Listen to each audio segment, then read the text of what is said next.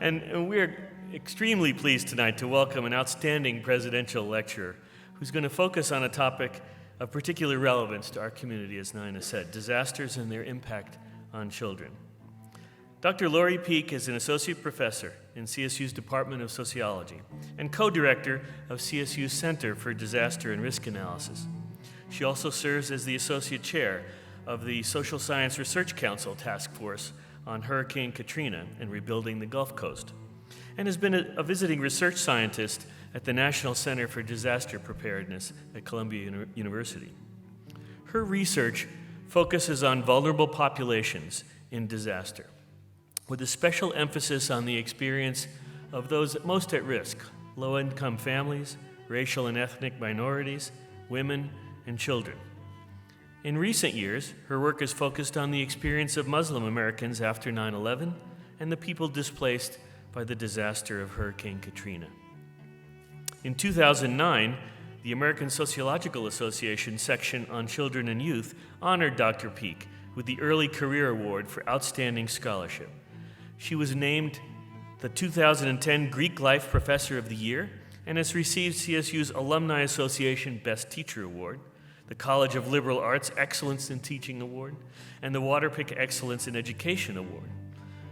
In addition, the Institute on Teaching and Learning here at CSU has selected her as a 2011-12 Teaching Fellow as part of a university-wide competition. You're going to need a larger mantle on your fireplace, Lori, pretty soon. As her students will attest, Dr. Peek is one of CSU's outstanding young faculty members. You know, I was reading a quote from the newspaper just this morning that Lori made earlier this year. And she said one of the things she tells her students every semester is about the value of education. And the value of education and how an education can transform minds, can transform lives, and can transform communities. And who better to tell us about those, especially the community part, which we don't always think so much about, than someone from our sociology department. We think about communities professionally and think about our community here in Fort Collins as well. So I ask you to join me now in welcoming tonight's presidential lecturer, Dr. Lori Peek.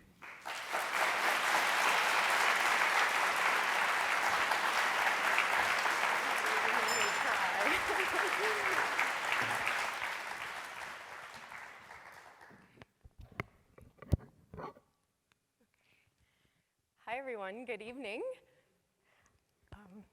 Rick, thank you so much for that introduction, and thank you to everyone who is here tonight in our beautifully renovated Lori Student Center Theater. I really appreciate you being here this evening, and thank you so much for the introduction, and thank you to all of the people in the President's office who made that introduction happen and have made this evening happen. I'm very sorry that Dr. Frank couldn't be here tonight because most of all, I'm sorry that he's ill, and it makes me sad when good people fall sick. But one reason I'm sort of secretly happy he's not here, don't tell him, is that one of the things that I always say at the beginning of my classes when I have my new students together, I'm getting ready to say right now, and this is something that you shouldn't say in front of your boss. And my boss from sociology is here, so Michael, please plug your ears, my esteemed chair of sociology. But again, don't tell Tony Frank what I'm getting ready to say in a minute. So this is what I tell my students at the beginning of class, that I love to teach, and I love Colorado State University. And I love every day of my life here, and I wake up in the morning and I truly cannot believe that I get paid to go to communities that are struck low by disaster and to study them and try to understand them, to work with people and young people that are making changes in their communities. That on this campus, I get to teach extraordinary students every day in the classroom, and I see some of them sitting out here tonight. And I also get to engage in service activities both on this campus and elsewhere in ways that make sense to me and are meaningful to me. And so what I want to say is that I love this so much that if I didn't get paid to do it, I would still do it. So please don't tell him that. But I really do mean it, and I really mean it when I say thank you to all of you for being here tonight. I also wondered before I proceed, I know there are a lot of familiar faces in this crowd, and I wondered if you are able, if you are one of my past or present students, research assistants, teaching assistants, one of my colleagues, collaborators, academic brothers, somebody who's cut my hair or walked my dog or otherwise fit me for glasses in this community, whatever, would you please stand up if you are able?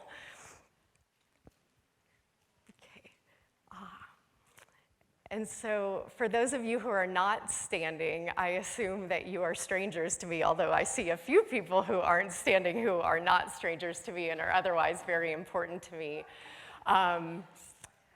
These people who are standing, for those of you who are sitting, I wondered if you would join me in applauding them, and I'll explain why in a moment.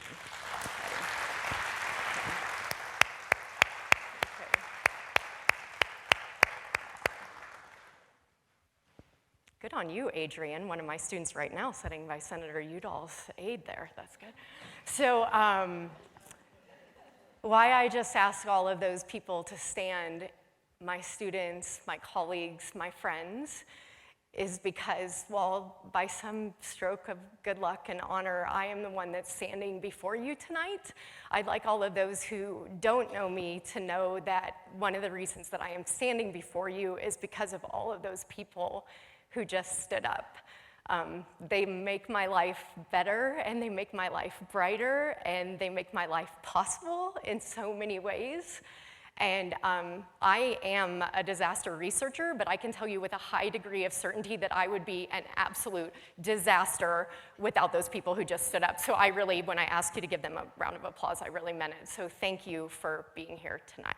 So now to the business at hand. For about the next 30 minutes, I have the opportunity to share with all of you some of the work that I have been doing and have been doing with a number of my students and collaborators on children and disasters. And I started this work really 9 years ago when I was just a new assistant professor here at Colorado State University. And during my first week as an assistant professor here, Hurricane Katrina made landfall and did terrible, almost unspeakable damage to the Gulf Coast. And while I was already a disaster researcher and I already studied vulnerable populations in disaster, it was after Hurricane Katrina that my own lens of vision really shifted, and I began focusing specifically on children and youth in disaster contexts. And one of the things that I quickly learned as I began this work, and some of the emergency managers in the crowd, I think, are going to agree with what I'm getting ready to say. I quickly learned that there are three, perhaps more, but three very widely held misperceptions about children in disaster contexts. And one of the things as a researcher and someone who often has the good fortune to work with practitioners in communities, I learned that it's very important to try to clear those misperceptions, to wipe them away from the blackboard before moving forward with any kind of conversation. Because when we think about and when we consider children at all in disasters, oftentimes these following myths come to mind. And so one of these myths is what my collaborator, Alice Fothergill, and I oftentimes refer to as the resilience myth. And so this is the idea that children, like little red rubber balls, will just bounce back in the aftermath of a disaster, regardless of how they're impacted. That if they even notice at all what is happening around them, that children are strong, that they're resilient, that they're capable, that they'll recover with little or no intervention. A second contradictory but still highly present myth is what I oftentimes refer to as the vulnerable victims myth. And this is the idea that children in the face of disasters become completely helpless and unable to respond to these extreme events, that they're rendered completely incapacitated and incapable of contributing in meaningful ways.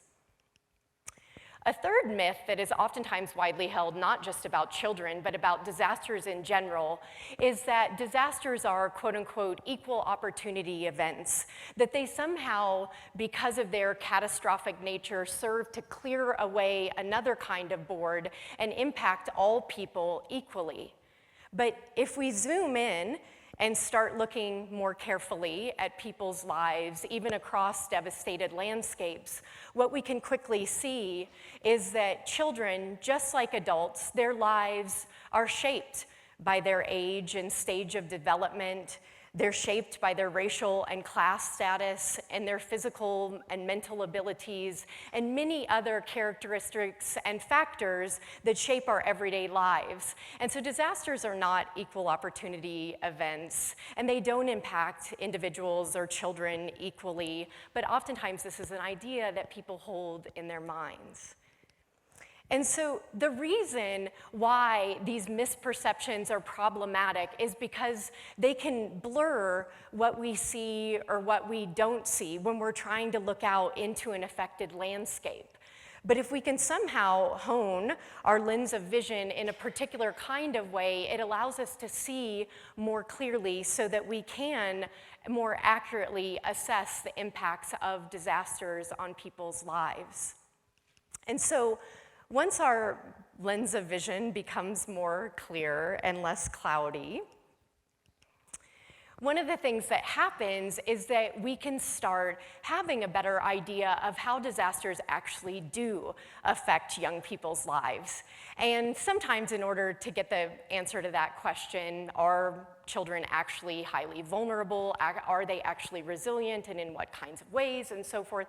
Sometimes we can turn to the number of studies that have been conducted over the past 20 to 30 years that have looked closely at the experiences of children and youth in disaster contexts. And those numbers would tell us a variety of stories. Children are sometimes, in certain ways, very vulnerable in disaster contexts, both in the immediate response period, in the impacts period, and in the long-term recovery process.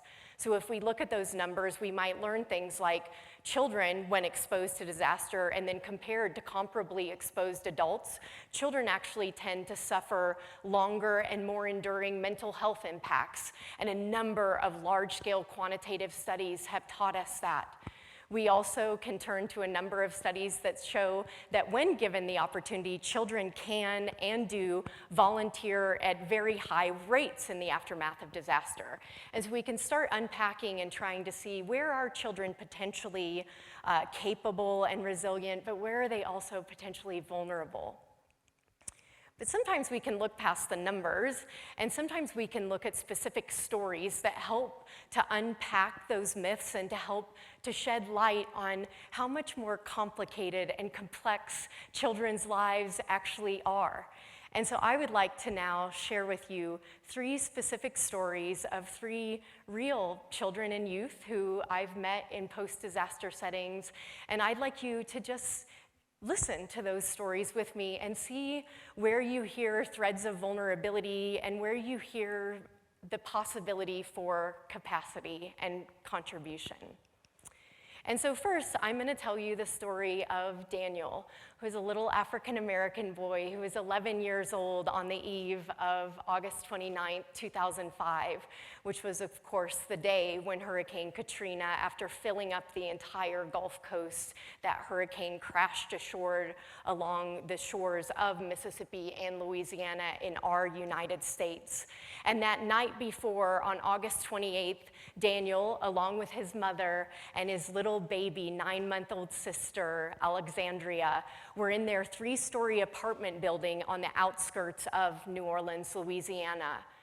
Daniel's mother did not have access to an automobile. She was unemployed at the time of Katrina, and she had absolutely no access to savings, credit cards, or private transportation that would have carried her and her 2 young children out of harm's way.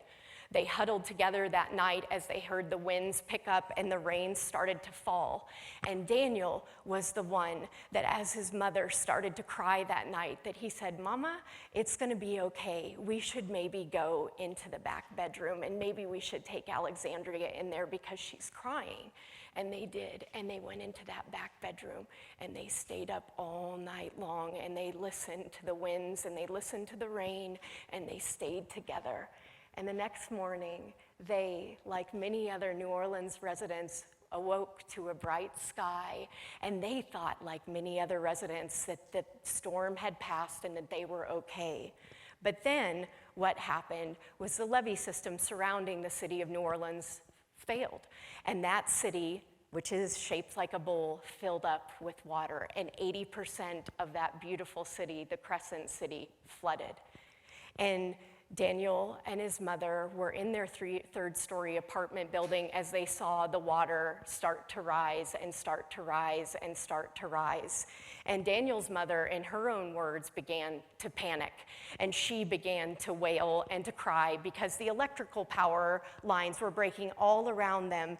And they knew that they had to get out of that building. And Daniel, remember, 11 years old, was the one who again said, "Mama, it's going to be okay. This is what we need to do. We need to take Alexandria. We need to put her in a bed sheet, and we're going to tie her to your stomach, and we're going to hold her there, and then I'm going to hold on to you, and we're going to wade through that water, and we're going to get to higher ground."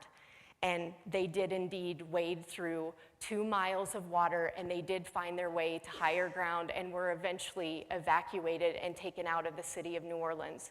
My colleague Alice and I then spent 7 years following Daniel along with a number of other children as we watched their lives unfold. That's another story for another time.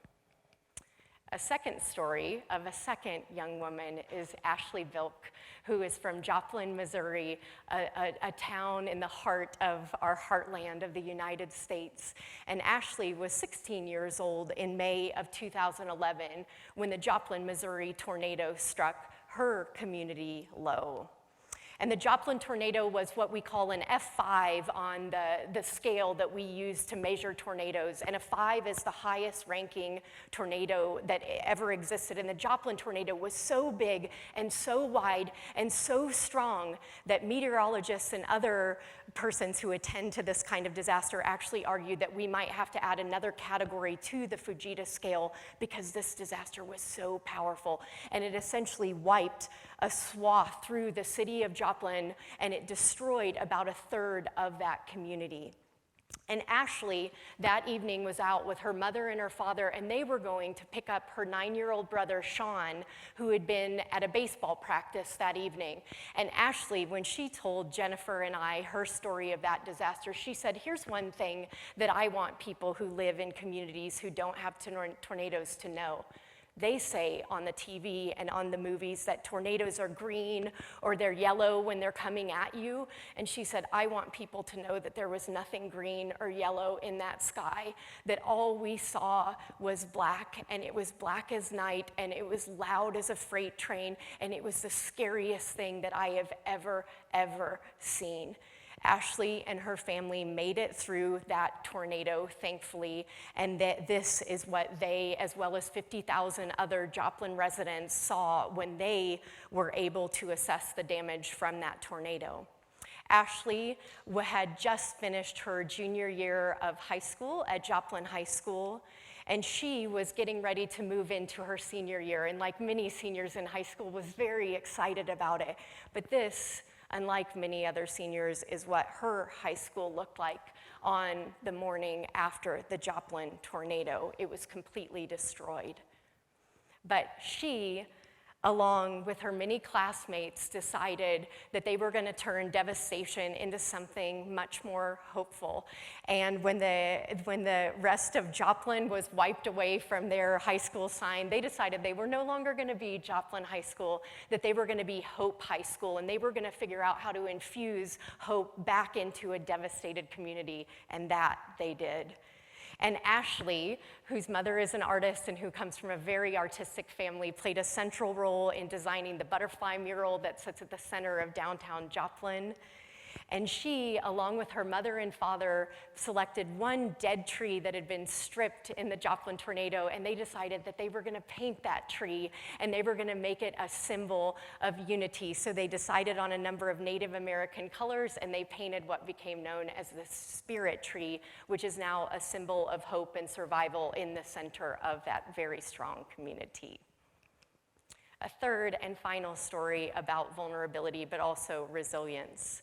So Sam Johnson is from Christchurch, New Zealand, and he was 21 years old in February of 2011 when Christchurch, New Zealand was rocked by a catastrophic earthquake. They'd already been hit in September 2010 by another event, but in 2011, a major event happened that killed nearly 200 people and led to the collapse of several major buildings in the central business district. And Sam was getting ready to begin his junior year at the University of Canterbury in Christchurch.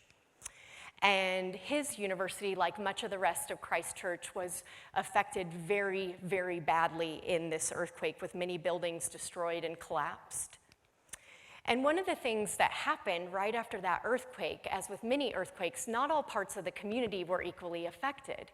And Sam noticed that in some parts of the community that weren't as affected, that some of his fellow college students were getting on Facebook and were calling to have earthquake parties, because they were like, yeah, we've survived, we should have an earthquake party.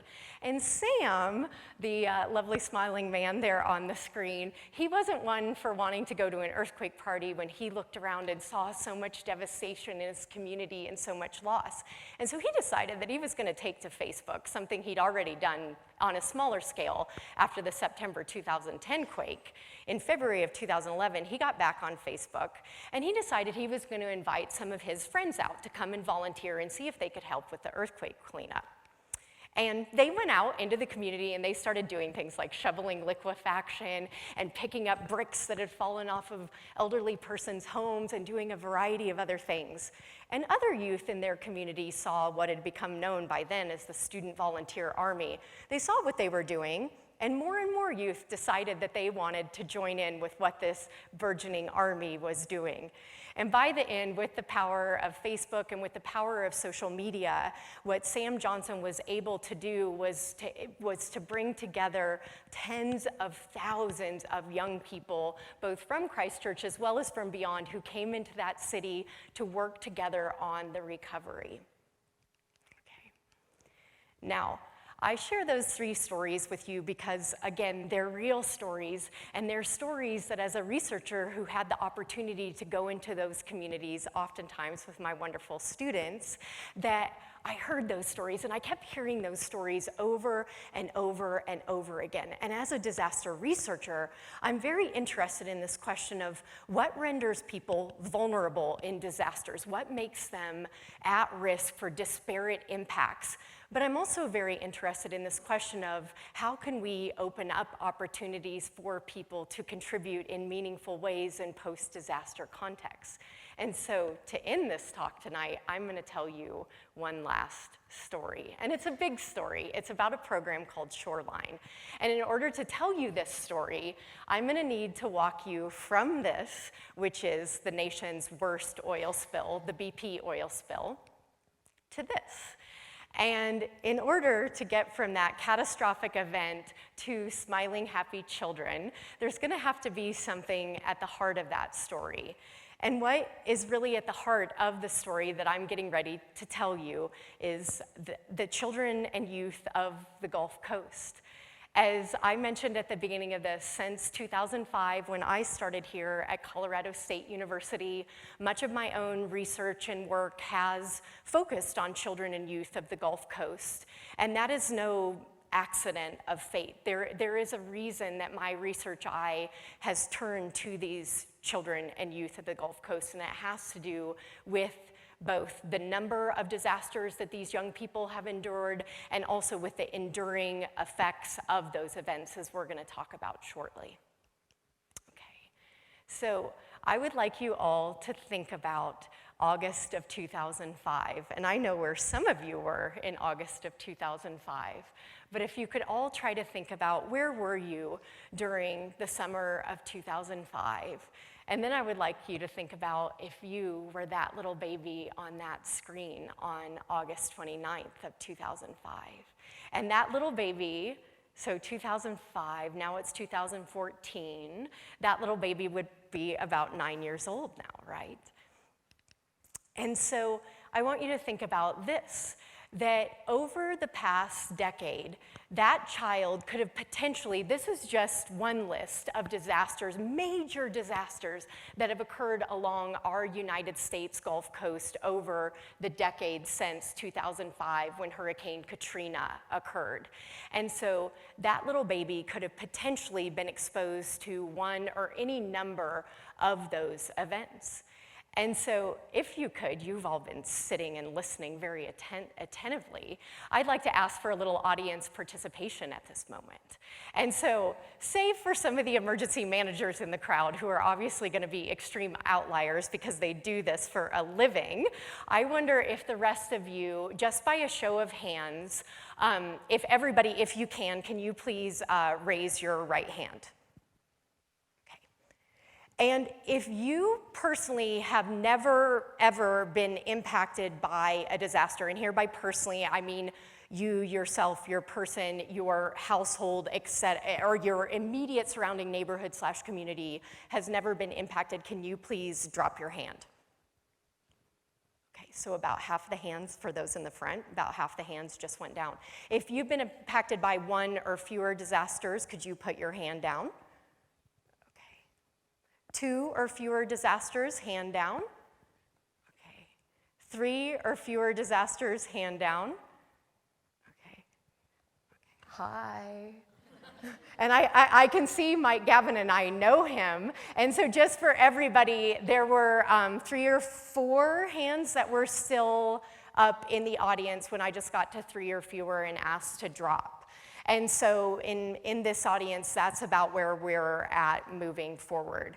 Now, for the children and youth who we've been researching over the last decade along the Gulf Coast, this is the average number of disasters that the children under 18 have experienced. And so I'd like you to pause for a minute, pause and think about what does this mean in a young child's life? This is just the average. And so yes, some children and youth that we've studied have experienced fewer events than that, but some of the children and youth who we've been working with have experienced 6, 7, 8 disasters in their young lives. What does that mean for a young person's health and development and their well-being and their possibilities for future growth? Some people argue that it may make them stronger and more resilient, that they're able to deal with shocks and they're able to deal with these sorts of cataclysmic events in ways that other people may not be able to. And that may be somewhat true. But a lot of the mental health research shows that something that happens when people keep getting struck low time and time again by acute crises as well as by more chronic day-to-day grinding issues that might be more related to poverty or inequality in their communities, that whole idea that somehow you become stronger and tougher, that doesn't hold in the research literature. That instead what it does is just like a gas tank. If we're all right now healthy and happy and on a full gas tank, think about if every time you get hit by something like this, it takes away 1/8 of a tank. If you have more resources and support around you, or if you have fewer, somebody like Daniel, it maybe takes away 1/4 of a tank or even 1/2 of a tank. And if you keep getting hit and hit and hit, your tank keeps getting lower and lower and lower and more diminished. And so when people ask me, you live in Colorado, you're from Kansas, why do you spend so much time on the Gulf Coast? This is in part why I spend so much time on the Gulf Coast, because the disproportionate and enduring effects of these disasters, I think, deserve a disproportionate response from researchers, practitioners, and others who are concerned. And as our communities here in Colorado have experienced repetitive disasters, I think we also have much to learn from this experience. Okay.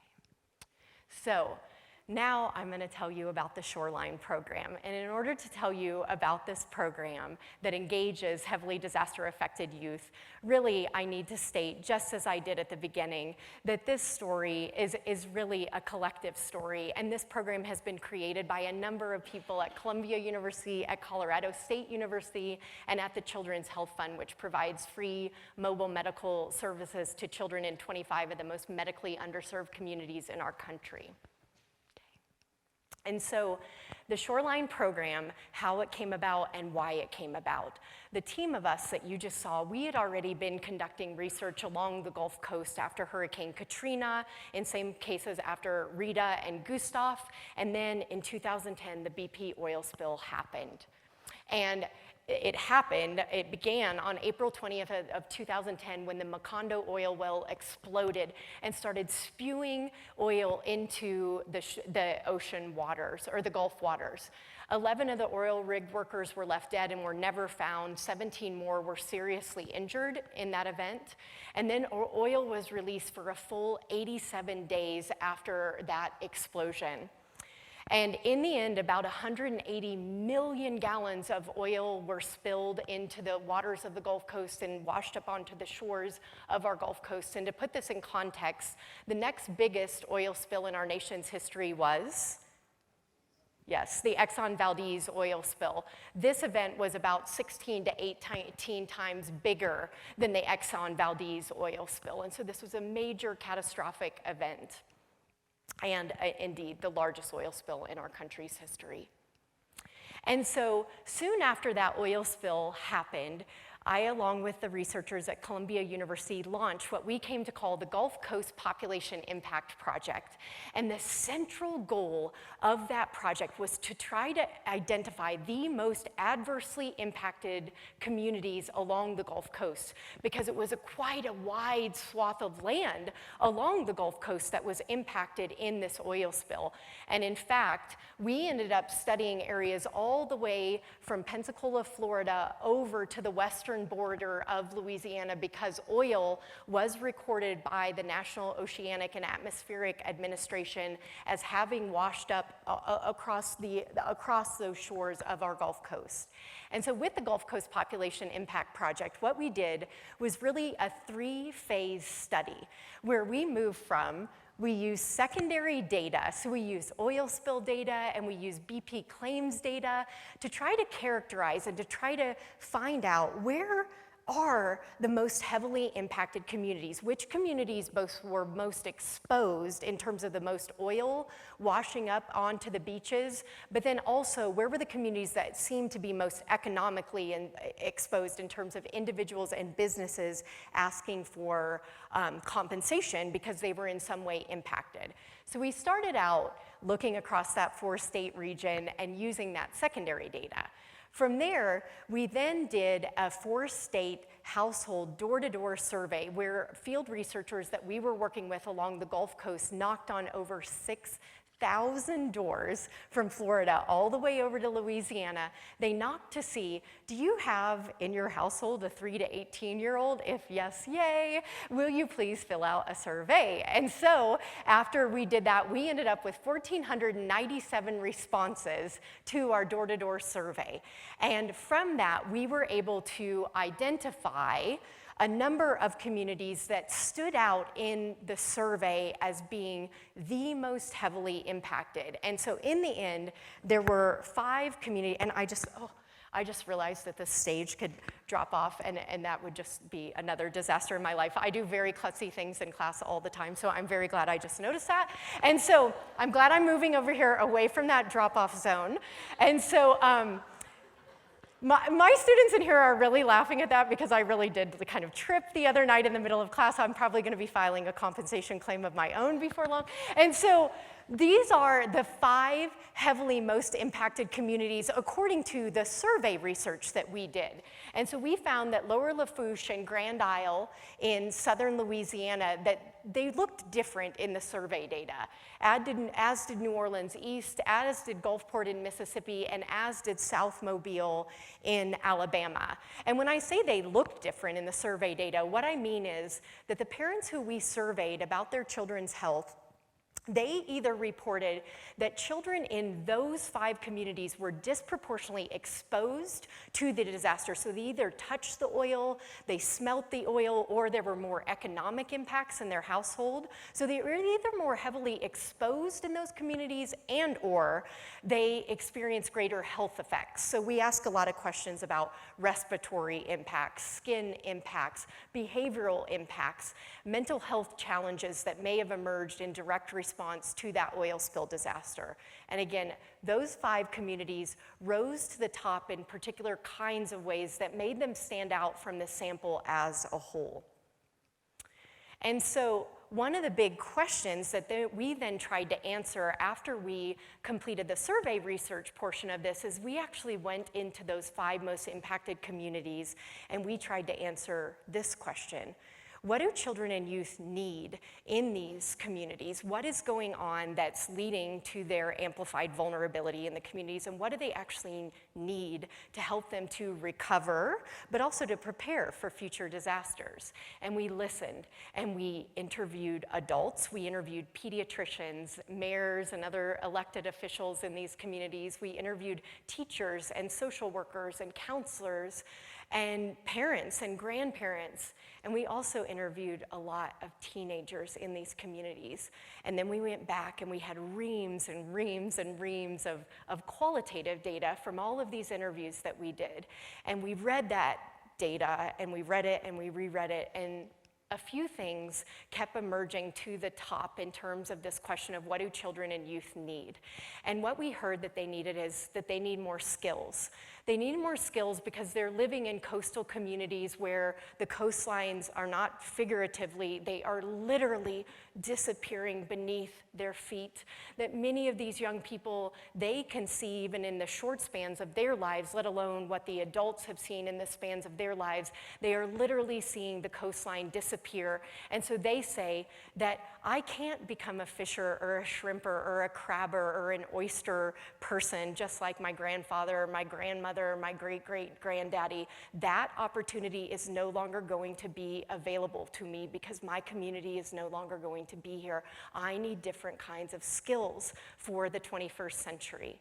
The young people also said that they need more hope in their lives, that even though they're strong, that they're young, they're vibrant, that they also sometimes it gets really old being a disaster victim all the time and thought about that way, and so they need more hope.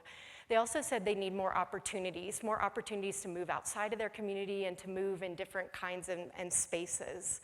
They also need assistance with recovery, but they also want to help other young people recover. And then finally, the young people in particular told us they would really love to be engaged with other young people in other disaster-affected communities, but also engaged with adults and other people who could help mentor them and help lead them into a new space in their lives. And hearing that led us to create Shoreline. And so what is Shoreline? And so Shoreline, the tagline for this program is Youth Helping Youth Recover from Disaster. And that came directly from the things we heard from the children and youth of the Gulf Coast, but also from things we had heard from children and youth in other communities. They said to us time and time again, we will help you, we will do anything that you want, we will go to great lengths if we know that what we are doing will help other people. And so give us an opportunity and we'll make a difference. We don't want to sit down and talk about our troubles or our worries. We're sick of that. What we'd like to do is to be active and engaged and to make a difference. And so with that in mind, and with lots of mentors that we met with and learned from about youth engagement programs and disaster recovery programs, one of the things that we said we want to put at the center of Shoreline is that it should be centered on projects that the children and youth themselves are able to identify and are able to create. And anyone in this room who is an educator knows that this is absolutely where education is going in general, that we know that children and youth learn much better when they're actually engaged with their hands and with their hearts, as well as with their minds, when they have power and control over what it is that they're doing and they're not just being told what to do. And so Shoreline is all about giving children and youth the research skills so that they can look out and identify problems in their communities, but also the capacities to be able to create their own solutions to solving those problems that are oftentimes confronting their lives in both chronic and acute ways. And so where is Shoreline located? And so we just finished year 1 of this program, and during year 1, it was indeed located in those 5 communities that our survey research showed what were the most affected communities. And so we were at Grand Isle School, a school that enrolls 40 high schoolers in Grand Isle, Louisiana, at South Lafourche High School in South Lafourche, Louisiana, at Ben Franklin High School in New Orleans East, at Gulfport High School in Gulfport, Biloxi in Mississippi. It's our biggest high school. It enrolls about 2,500 students, and at Bryant High School in South Mobile County in Alabama. This year, we just started up year 2 of Shoreline, and we expanded this program to Thibodaux High School in Louisiana and to the Urban Assembly for Emergency Management located in New York City, which is the nation's first high school in the United States, we think, that is solely dedicated to emergency management. We're hoping, if maybe there are some teachers in the crowd, that we're next going to move Shoreline to Colorado. Okay, so how did we go about doing this? So we started out because one of the things we learned from our mentors is that we have to get the buy-in from the top administrators in the school, or it would never, ever, ever work.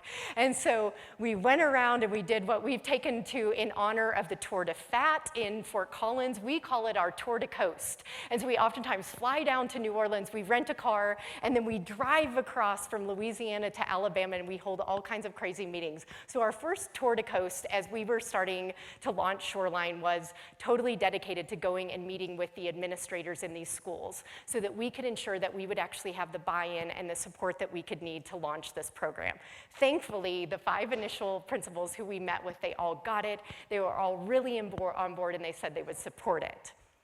Then the next thing we had to do is both the teachers as well as the teenagers told us, if you don't get a teacher who the students are actually going to like and who they're going to be engaged with, this program is never, ever, ever going to work. And so then we had to engage a number of highly engaged teachers in these high schools who, again, would be committed to what Shoreline is all about and would get it. And so we work with teachers from a number of different disciplines, everything from history teachers to social studies teachers to environmental science teachers, and the list goes on, but they all at their heart believe in project-based learning and believe in the power of children and youth and that they can make a difference in their communities. Then the next thing we had to do is to actually get some students in the program. And this perhaps caused the most anxiety among us because we didn't know. We had oftentimes heard in these communities the young people saying, we're sick of the disaster, we don't want to talk about it anymore, will they want to join this program? And so we engaged in a number of recruitment activities and actually engaged a teenager who we had met from New Orleans to create a short recruitment video for us, which if all goes well, we're going to show you right now.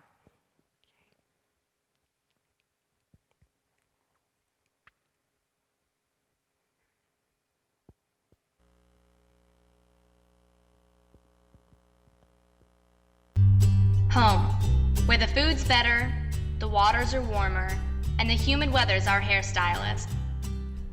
But what if our home was destroyed? What if a hurricane swept through? Or what if there was an oil spill? What happens to us? And how can we help ourselves, our families, and our communities recover? Well, Columbia University's National Center for Disaster Preparedness and the Shoreline Leadership Team created the youth initiative Shoreline. We are looking for high school students who want to make a difference in their community and in other communities where youth have been affected by disaster. Students who are interested in meeting people from all over the Gulf. SHORE stands for Skills, enhancing one's leadership, critical thinking, communication, and research skills. Hope. Instilling and reinforcing hope for a brighter future. Opportunities. Shoreliners are given opportunities to travel and meet new people from all over the Gulf. Recovery. Providing avenues of post-disaster recovery among youth. Engagement. Shoreliners are given the chance to engage with other youth and build connections. As a shoreliner, you'll learn what it takes to design projects, build resources, create networks, and share experiences with other youth in the Gulf region and beyond. In October, you'll travel to the opening summit at the University of Southern Mississippi Long Beach to meet other shoreliners and kick off a new youth action network. Apply today at one of these shoreline schools, or go to shorelineproject.ncdp.columbia.edu to apply online. Shoreline. Youth helping youth recover from disaster.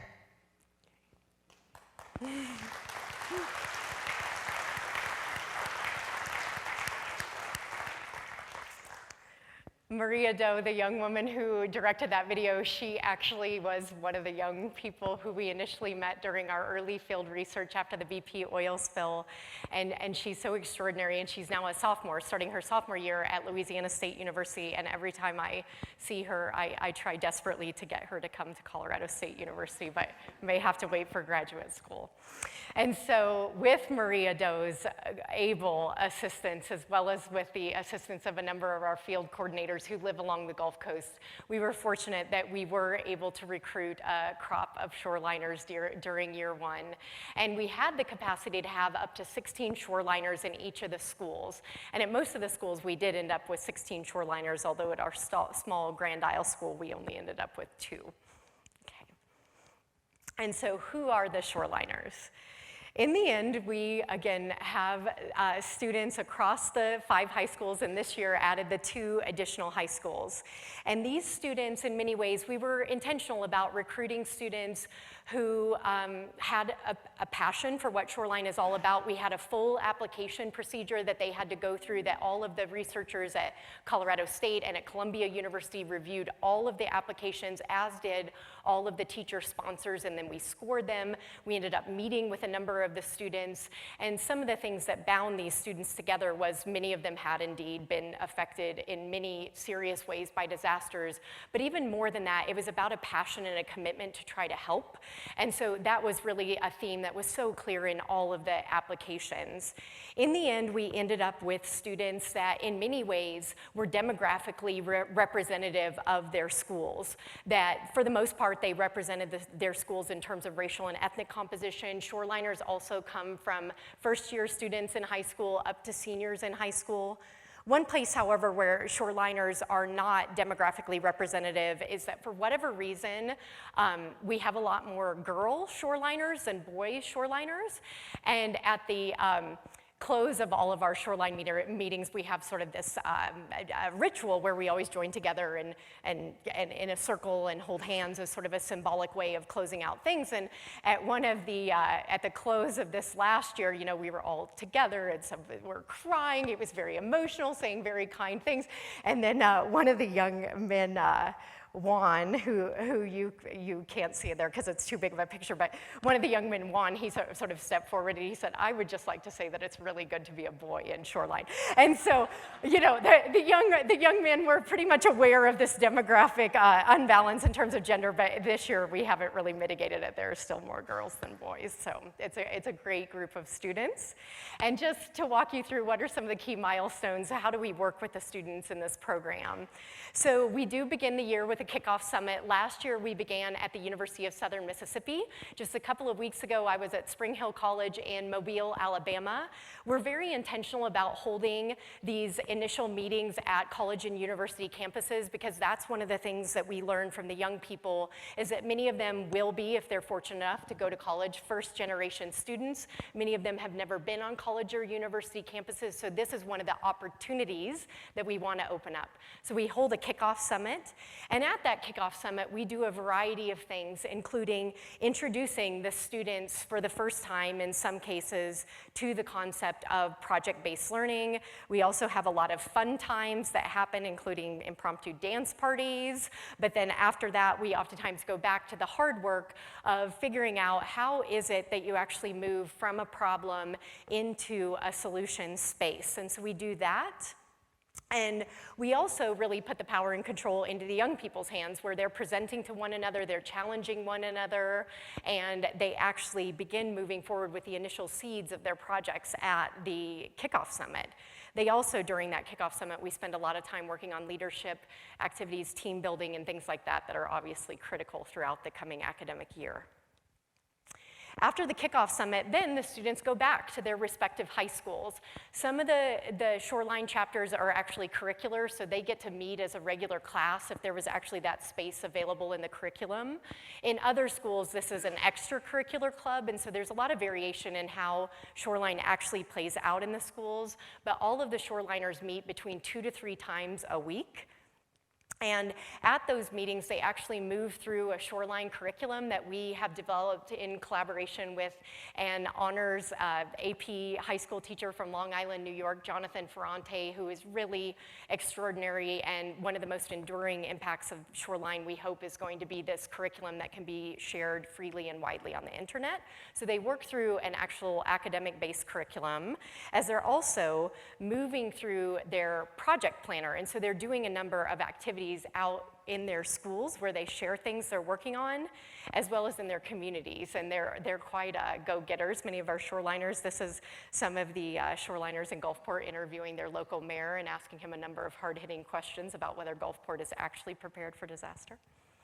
This is David Abramson, the co-creator of Shoreline and my frequent collaborator, and we oftentimes go down to the Gulf Coast for 3-4 days at a time, and we actually visit the high school. This is us at South Lafourche High School, and you can't see it very well, but on that cake there was a large picture of my face that they put on the cake, and it was kind of cute, kind of funny, and kind of weird. And then at the end, though, I looked at it, and it was like a bananas cake, which I thought was very appropriate. And so they're very fun. They get very excited when we go and see them, and we actually meet with the students, and we walk them through what they're doing with their projects and challenge them and move them forward throughout the year. And then what we do at the close of the year, so we move from the Kickoff Summit all the way to a Capstone Summit. And what happens at that Capstone Summit is the Shoreliners actually come together and share what it is that they've been doing throughout the year. And so this last May, we held our first ever Capstone Summit at Loyola University in New Orleans, right across from Audubon Park. And at that Capstone Summit, there were both members of our National Advisory Board who help lead and guide Shoreline, as well as members of our Youth Advisory Board who are really, really influential, powerful, intelligent, and inspirational young people who have worked in various post-disaster settings. And this is Cassie Murray right here, who is actually a Colorado State alumna and was a FEMA disaster volunteer after Sandy. And so to close, I'm going to tell you about what the Shoreliners did at the Capstone Summit and what they worked on over this past year, and so what their projects actually consisted of. And so these are the South Lafourche Shoreliners, and they ended up developing a project called T, and T stands for Teens Encouraging Awareness. And the South Lafourche Shoreliners, they looked around their community, which oftentimes gets affected by storms and hurricanes, and they recognized after doing a survey in their community that most of the people in the community aren't prepared.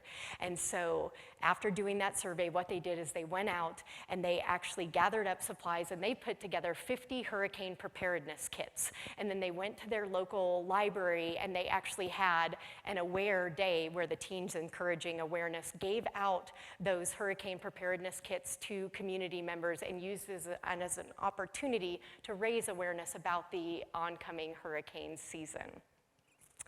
The Gulfport Shoreliners ended up doing a project called Camp Hope Waves, and the Gulfport Shoreliners became very, very interested in this problem.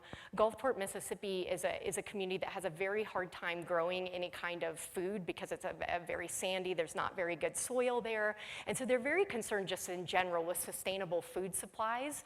And as a class that does a lot of science-based activities and sustainable living activities, they said, we wonder if we could build an aquaponics system, which is where you essentially use fish, and fish poop ends up fertilizing. So the fish are in the aquaponics system, and then the fish poop ends up fertilizing plants. And so plants can grow, and you can actually grow your own fruits and vegetables. And the Gulfport Shoreliners ended up putting together their own aquaponics system, and then they used that to catalyze funds from their high school administrators, and now there's an aquaponics system in every single one of the high school classes at Gulfport High School, thanks to what they and Camp Hope Waves accomplished.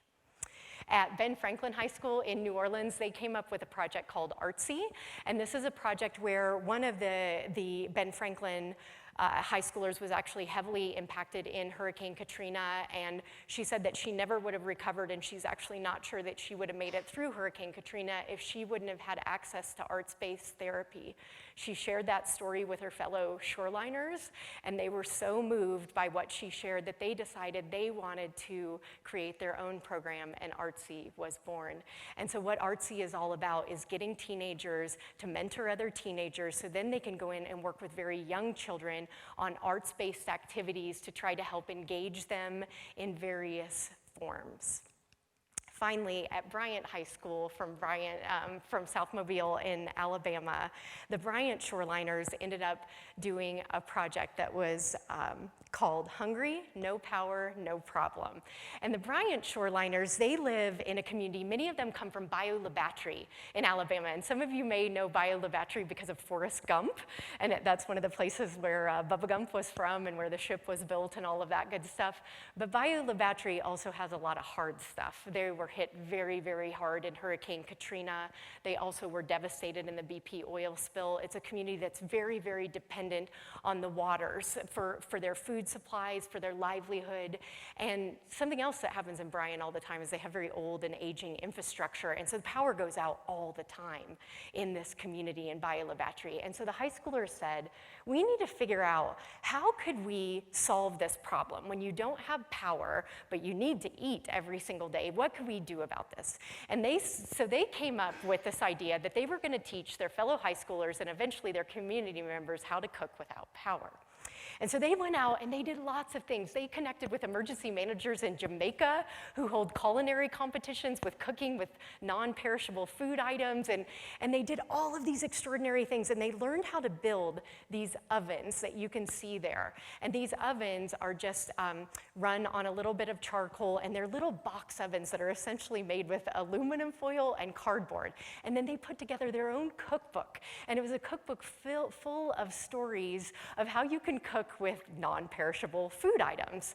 And then they went out into their high school and they held this huge event where they got the local emergency manager to come and give a talk. They had games, they had activities, and then they actually divided their high schoolers into teams. They gave them the non-perishable food items and they had them cook a meal. And then they made their teachers, who may or may not have been their favorite teachers, they made their teachers judge the outcome of the cooking. And trust me, from their descriptions of it, they didn't cook for us at the Capstone Summit, but from the description, some of the food was very, very bad, but some of it was very good, and I understand something resembling a chicken parmesan dish won their culinary competition. They raised money so they could give a cash supply, or a cash surprise and prize to the winners. They gave out t-shirts to the high schoolers who participated. They made a series of online videos so that they could share how people can cook with no power and no problem. And Bryant High School was ultimately selected as our winning project for the 2013-14 academic year. And so in closing tonight, the last thing that I want to say to all of you, some of you have known me for 9 years, or even a little longer than 9 years, for those of you sitting in the audience who may or may not have hired me at Colorado State University, so thank you for that. And for those of you who've known me, you've known that when I was a graduate student and when I became a professor and as a sociologist, that I am profoundly concerned with disadvantaged communities, that almost everything from the moment I wake up in the morning to the minute when I go to sleep at night, no matter how late that is, almost every waking hour in some sort of way, it's a little bit bizarre, but I am oftentimes thinking about disasters in some kind of way. And I think about it all the time, and it occupies my mind and it occupies my heart in ways that I find difficult to even fully describe in words. And I feel, as a sociologist, and oftentimes we sociologists do tune our vision to the most disadvantaged communities and the places where people are most vulnerable for historical reasons, for social reasons, for present reasons that place people that position people in unequal ways in our society during non-disaster times, that then, when disasters affect communities, affect certain groups in ways that are profoundly negative. And that is where my vision has been focused for much of my scholarly life. But one of the things that working on the Shoreline program has done for me is it has helped me to remember that we do need to always remain attentive to vulnerability and inequality, and to things that render people in unequal positions in our society. But it also, on a daily basis, reminds me of the power and the capacity of people in communities, even in the most devastated communities, of the power and capacity that they have to make a difference in their own lives, in their families' lives, and in their surrounding communities' lives. And so with that, I thank you for being in my life tonight. Thanks for listening.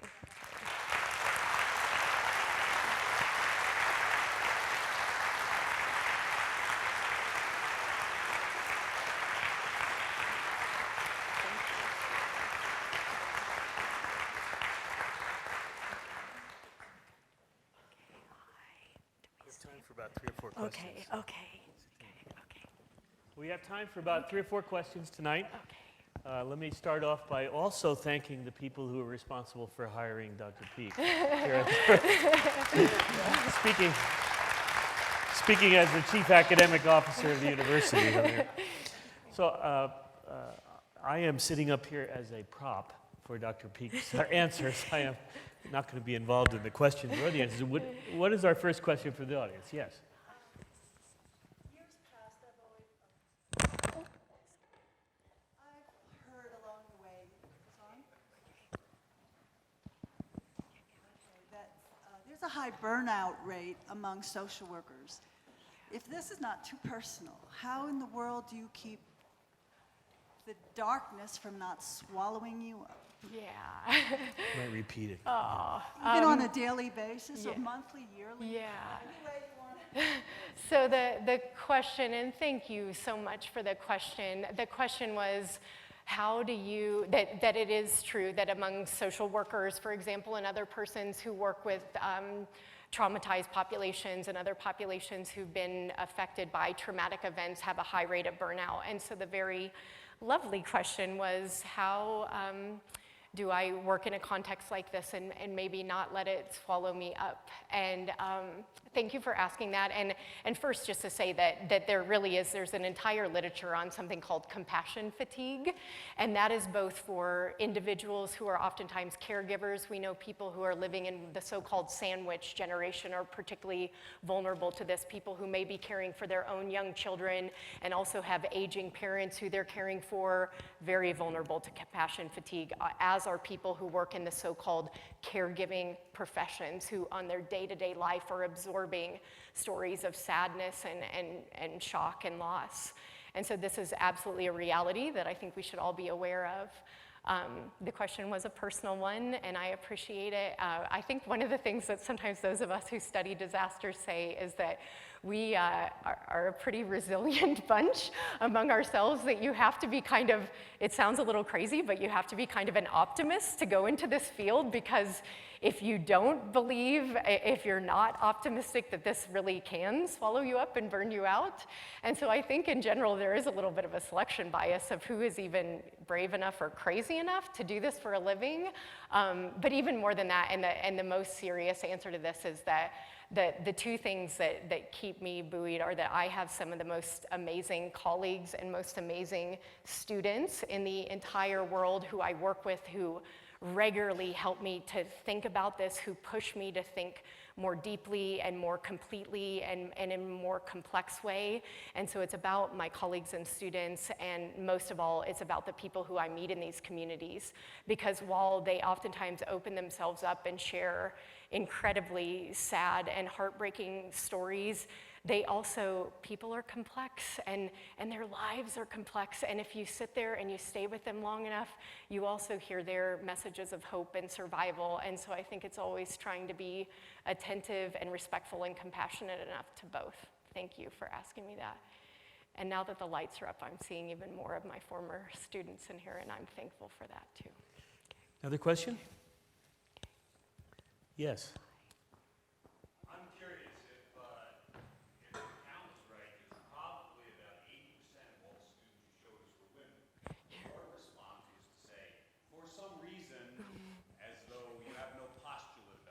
Right.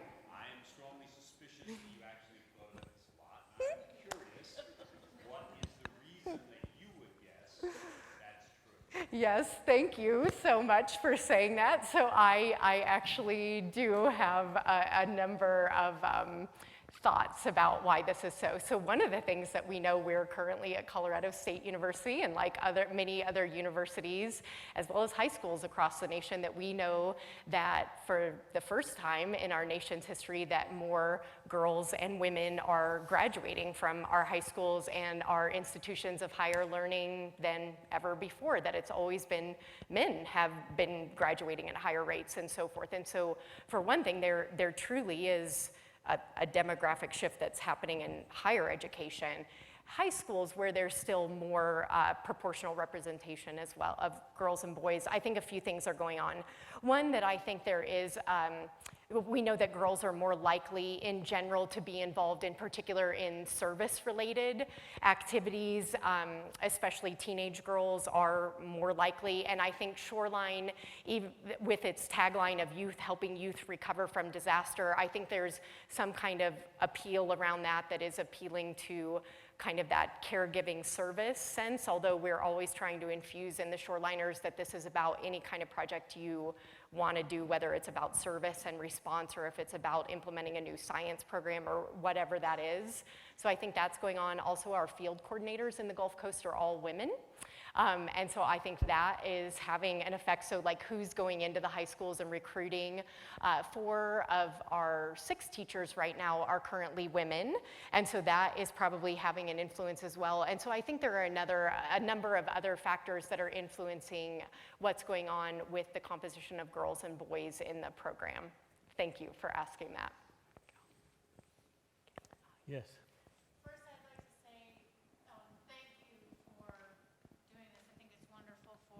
Students. Then I want to ask a couple questions about, you said there was an application process? Yes.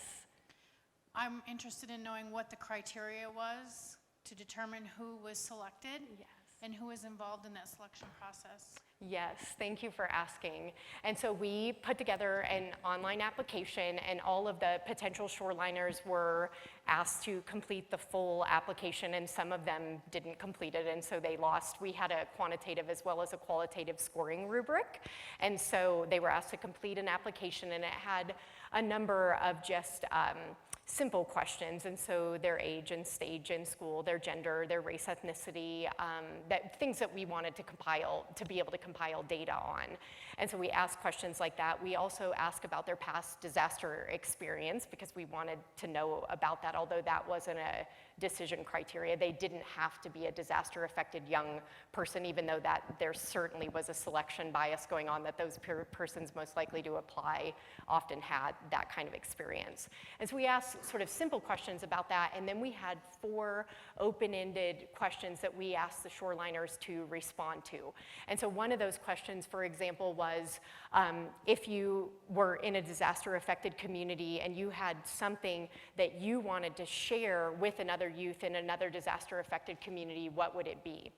And we received a range of answers to that question. Some of them were one sentence. I would tell them not to talk about it and to forget about it.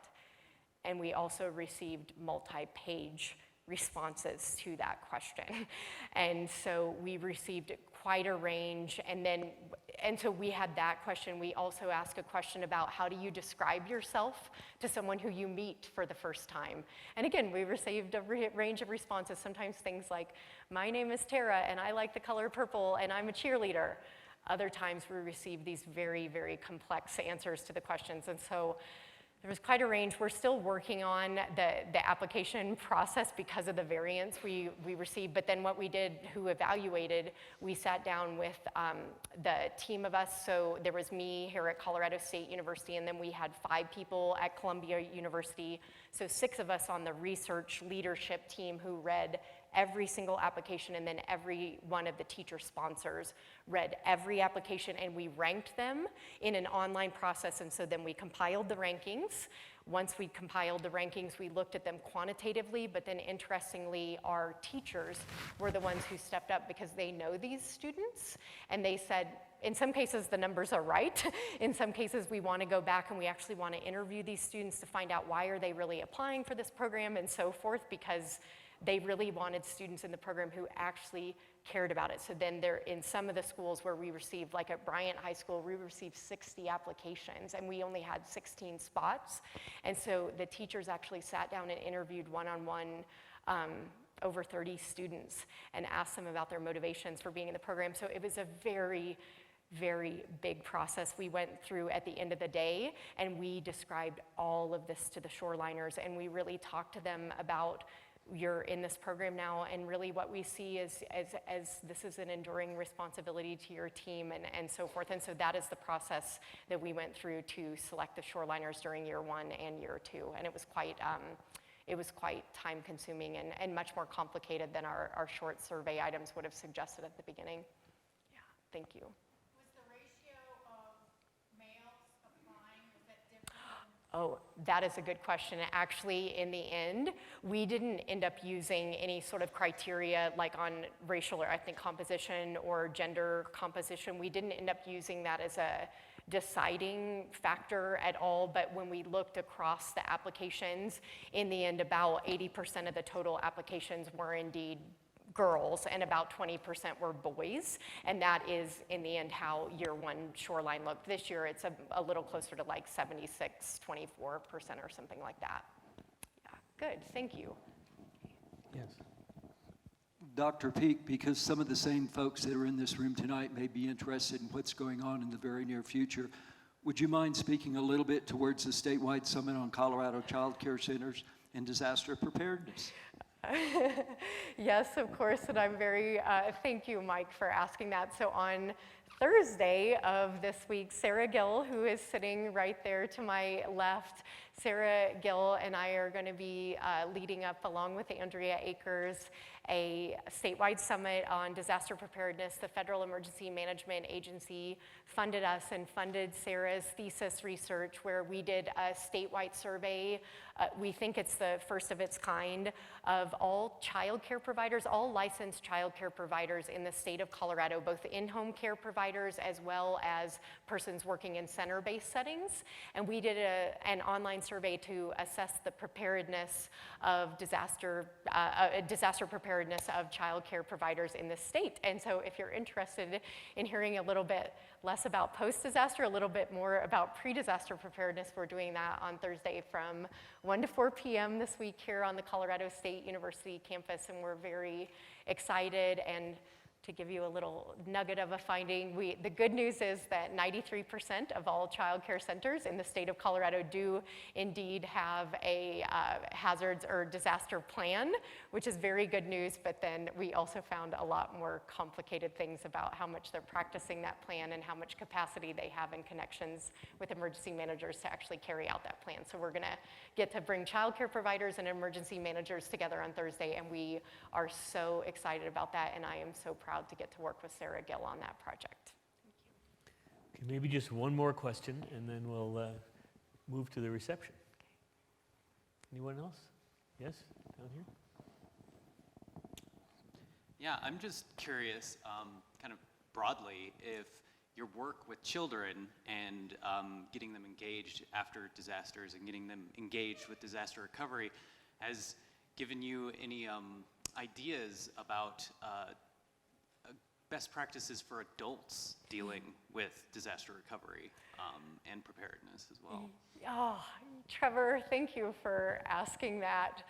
So yes, and so one of the pieces of feedback after year one of Shoreline that we received from both our National Advisory Board members as well and our Youth Advisory Board members and also from the Shoreliners themselves is that they actually, in many ways, they created projects where they wanted to engage the adults in their communities in particular kinds of ways, either that they wanted to learn from the adults in their communities or in the case of like South Lafourche, where they actually looked around and they did a survey and they found that the adults are not prepared and that's making them more vulnerable. And they became really aware of that because they're like, wait a minute, that's my mom and my dad and my aunt and uncle who they don't even know how we're gonna meet up if we all drive out of here. In the case of a hurricane, they gotta get a plan. And so the Shoreliners, as they started learning more and getting more aware, they really said that they would like during year 2 and year 3 for us to think more systematically as a network about how we could both engage the Shoreliners to make sure that their projects are engaging the adults within their communities. And so that's one thing that's very specific to the program. But as far as your more general question about are there lessons that we could take from this, I think absolutely. Why do we think that somehow only children and only teenagers learn better when we engage their hands and their hearts and their minds? I think that we know that is also true of adults as well. If we think about the most memorable moments in our lives and when we have actually learned things and have taken things away during our adulthood, it is probably a lot of the times moments when we have been actively engaged. And so I think there are many wonderful models in our community in Fort Collins that our esteemed emergency management community has implemented to try to get community members really engaged and actively prepared in their own preparedness and their own vulnerability reduction. And so yes, I think there are a number of lessons that we could learn and can take away from this. And so Trevor, if you want to start up the first ever adult Shoreline chapter in Fort Collins, I think that we may have some people who might want to join you, myself included. So thank you. Thank you very much.